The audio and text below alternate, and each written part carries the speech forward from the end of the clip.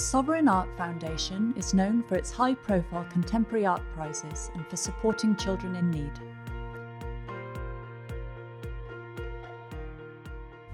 Sovereign, they've got a two-way street going on. On the one hand, they're very much into promoting up-and-coming artists, but they're directly into using art with less fortunate children. They really see art as an active way of liberating the kids in countries who are oppressed. Sovereign also runs student prizes to nurture young talent and encourage aspiring artists still at school. I'm Laura Swale, and I'm very proud to have been involved with the Sovereign Student Art Prize for Malta and Gozo since it was first established in 2017. The prize started small, and now not only have we got so many more entries, the quality of the work is improving year on year as more students get involved and get excited about the competition. Well, the Sovereign Art Prize, the purpose of it is twofold. So firstly, it's to raise awareness for the work of the Sovereign Art Foundation, which raises funds for underprivileged children. But secondly, we want to promote and develop art talent within the school system. So we do that by providing a prize which rewards students for their work. The prizes are very good. So we have two. We have a judge's prize, which is €500 for the student. We then have a public vote prize, which is €300 for the student. It works through participation with the schools. So we invite the students to apply through their schools, through their art teachers. The school also wins a cash prize. So for the judge's prize, for instance, a school will receive a cash prize of €1,500. For the public vote prize, that's €800. So that then they can use to improve their facilities for art within the classrooms. It means a lot to me.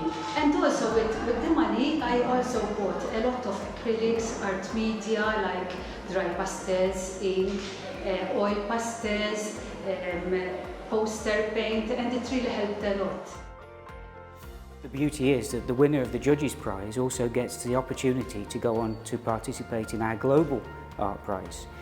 Now that competes against other student art prizes from London, from Guernsey, Portugal, Singapore, Hong Kong, and that gives the opportunity not only for global exposure for the artists, but also there's another prize involved in that too.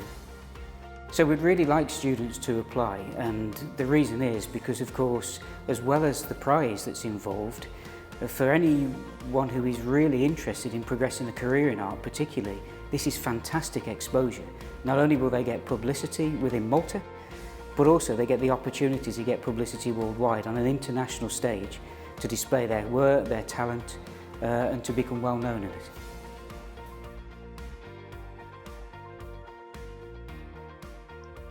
Ylenia, thank you for joining us. You're Maltese and you're a student at the Malta Visual and Performing Arts School. You've had some amazing success with the Sovereign Student Art Prize, being a winner of the Judges' Prize in 2021 and then a finalist again in 2022. Congratulations. Tell us a little bit about your art. My preferred subject choice is portraits. I like portraits because even though it's one subject matter, it's extremely versatile. No face is the same, so I get to paint different expressions, different features, and I get to incorporate different color palettes. I paint both men and women, and I try to change up backgrounds every time. So we're here to find out a little bit about your technique and how you work. What are you going to be showing us? Today I'll be painting a portrait in oils. I'll be using an alla prima technique. I'll be specifically showing how I mix the colors and how I paint the facial features, specifically the eyes. So it's an alla prima technique in oils. Tell us the effects that you can get from this. What does it achieve in your work? Yeah. Alla prima is basically when I paint multiple layers on top of each other without waiting for the initial layer to dry. This gives a much smoother look to the painting, and I also get better blended skin tones. I can also paint the whole painting in one single sitting, which is an advantage. So tell us about your medium. I'll be using water-based oils today. They allow me plenty of time to paint without drying up, which wouldn't be possible with any other medium, for example, acrylic. And which kind of paints do you have here today on the table? Yeah, today I'll be using the Cobra water-based oils. What I specifically like about this brand is the rich pigments they use and the wide variety of colors they offer. These oil paints also have the same viscosity of normal traditional oil paints without the use of any harmful solvents. You just need to use water. So this is essentially better for our health and the environment without compromising the quality of the paint. Talk us through what you're going to be demonstrating. Today I prepared a sketch of a portrait I will be painting in oils. Then once it's right to the touch, I will be glazing it to add a layer of depth. And the end result should be something close to or similar to the reference photo. Okay, looking forward. We'll let you get started. Yeah. So now to start with the skin tones, I'll start off by mixing like a base orange, which I use for all the skin tones I create. So I just mix a little bit of red with a little bit of yellow to get this orange. Then I add some white and some brown depending on the skin tone I'm creating.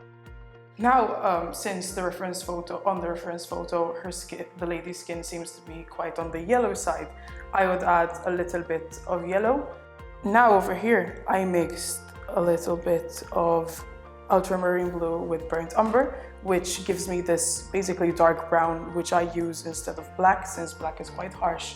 And I only use it for final touches or mix it into some colors to make them a bit darker. I also mix a tiny bit of yellow with a huge amount of white, because I use this instead of just pure white. So I leave the pure white just for the highlights at the end. I mix the paint straight from the tube. I don't mix it with any water beforehand, etc.